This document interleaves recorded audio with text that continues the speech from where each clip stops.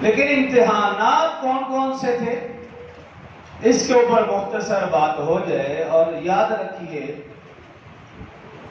ہمارے ہاں جو امتحانات ہیں، دنیا کی ڈگری ہو یا کوئی بھی ڈگری ہو، اس امتحان کا مقصد صلاحیت کو جانچنا، قابلیت کو، ذہانت کو جانچنا مقصود ہوتا ہے.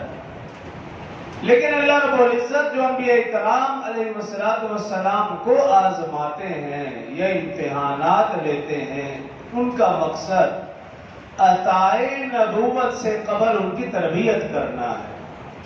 حصول روحانیت کے لیے آزمائش،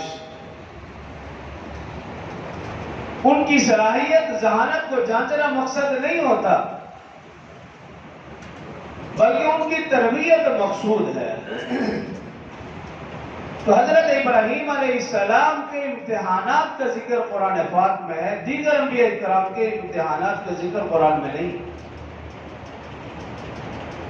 کہ اللہ رب العزت نے بے شمار امتحانات میں انہیں آزمایا. بکلمات سے مراد امتحانات ہیں. وَإِذِ ابْتَلَىٰ إِبْرَاهِيمَ رَبُّهُ بِكَلِمَاتٍ.